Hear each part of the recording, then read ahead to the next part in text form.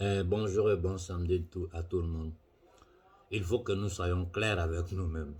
Et ça, il faut que nous nous disons la vérité. Ils ne partiront jamais si nous ne les chassons pas. C'est impossible. Leur survie dépend du pillage et du maintien du peuple africain en condition d'esclave. Je répète, ils ne partiront jamais si nous ne les chassons pas. Parce que leur survie dépend du système qu'ils ont mis sur pied pour tenir le peuple africain en esclavage. Tout ce que nous pouvons dire derrière, ce sont que des discours. J'ai dit au gouvernement du Niger, vous avez le soutien. Ce matin, vous voyez combien de millions de personnes sont sur pied. Et c'est toute l'Afrique qui est comme ça derrière vous. Il faut fermer la base américaine, la base française. Il faut nationaliser toutes les sociétés qui sont sur le territoire nigérien. Il faut tout nationaliser. D'abord, nous, au Niger, vous avez... Mais qu'est-ce qui... D'abord, l'uranium, là, vous n'avez jamais eu un franc dedans. Donc, ça ne change rien à votre situation. Il faut tout fermer. Rien ne doit plus sortir du Niger. À nos frères du Gabon, je vous dis, vous êtes entre le marteau et l'enclume. Les militaires, c'est la France-Afrique. C'est-à-dire, c'est toujours la continuité de la famille Bongo. De l'autre côté, l'opposition, c'est une opposition France-Afrique. Comme Bandakani l'a si bien dit.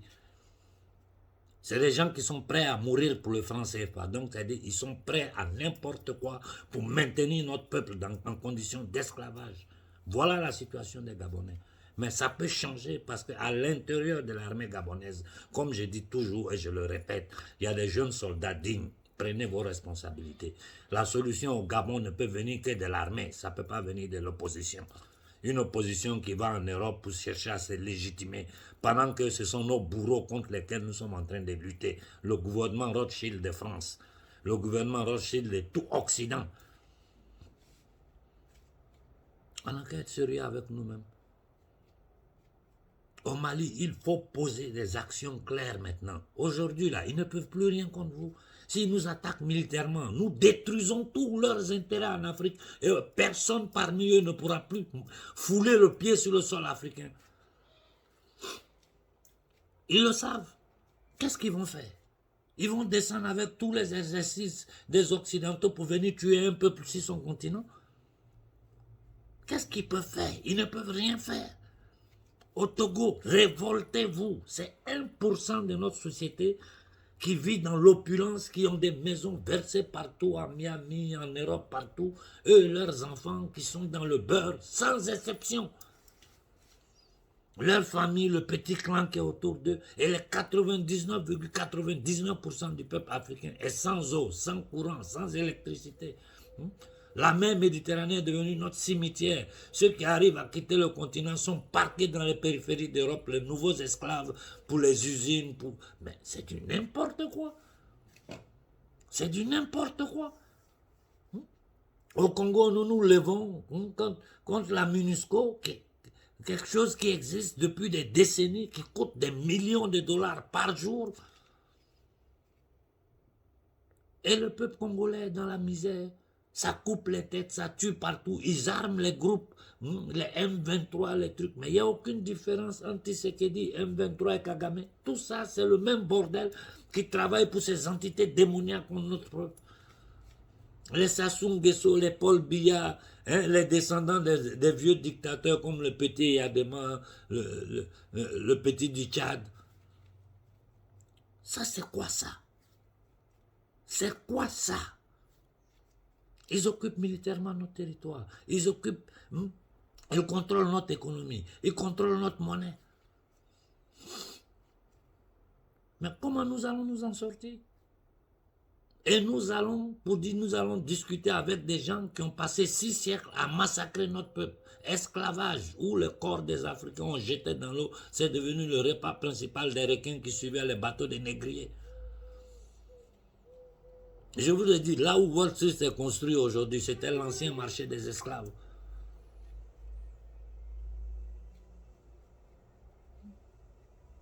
Massacrer nos soldats qui sont allés combattre à Tiaroy, qui sont allés combattre pour eux. Tirer sur eux, les massacrer, les mettre dans des fosses communes. Attaquer la Côte d'Ivoire avec l'armée française pour installer un gangster.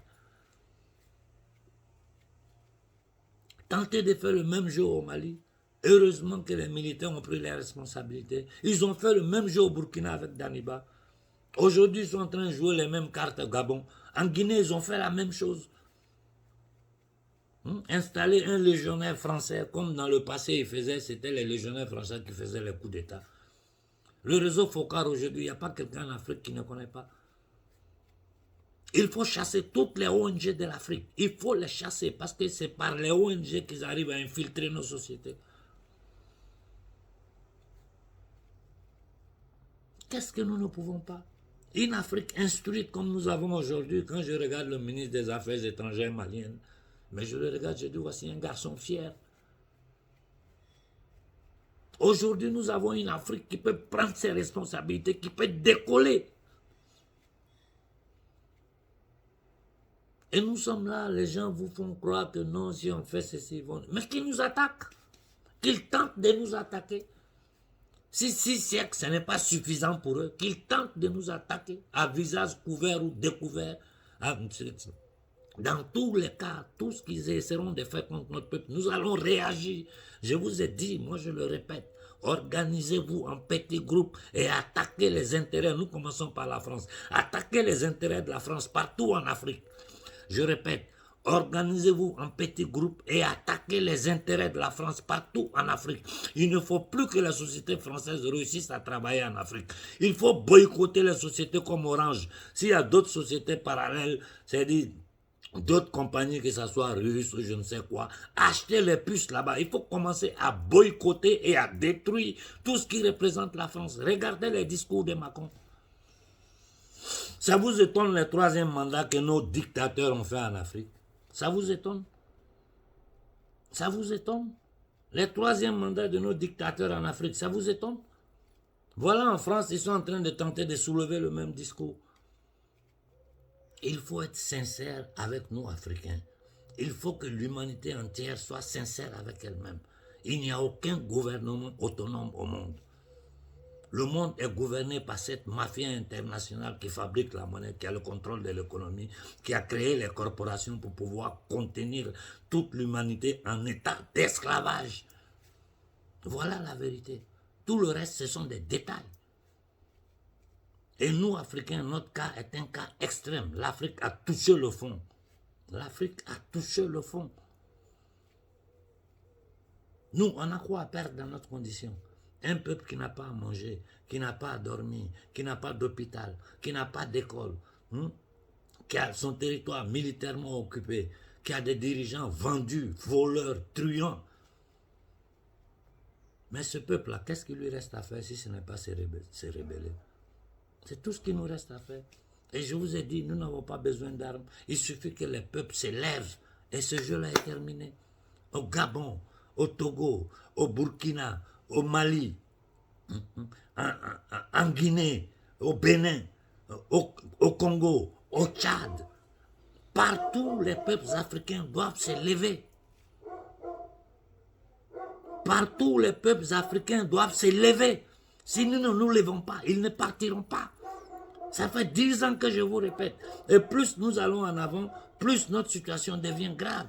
Aujourd'hui, ils sont en train de tenter d'affamer les Maliens avec les sanctions. Si ce n'est pas grâce à la Russie qui a bloqué les sanctions qu'ils étaient en train de tenter de faire contre le Mali, ils veulent encore continuer à sanctionner le Mali. Ils vont continuer à tenter de sanctionner le Niger, le Burkina. Et nous sommes là, nous les regardons comme si rien n'était, alors que nous pouvons prendre notre destin en main et le foutre dehors de l'Afrique. Si le peuple s'élève, ils sortent, ils ne peuvent rien. Déjà, ils ont leur propre peuple qui est contre eux. Les citoyens occidentaux sont contre le gouvernement Rothschild. De quoi nous parlons? C'est tellement simple gagner ce combat-là. Je ne sais pas pourquoi nous tournons autour du pot. Ils ne seront jamais honnêtes avec nous. C'est l'histoire qui nous dit 600 ans d'histoire de souffrance, de sang. Je répète, 600 ans d'histoire de souffrance, de sang. Qu'est-ce que nous pouvons espérer de ce pouvoir-là? De ces entités démoniaques? Aujourd'hui, nous pouvons les vaincre. On n'a pas besoin d'armes. Levez-vous au Togo, levez-vous au Bénin. C'est moins d'1% de la société africaine. Moins d'1% de cette classe dirigeante-là. C'est moins d'1%. qui tiennent les 99,99% du peuple dans l'humiliation, la souffrance et la misère.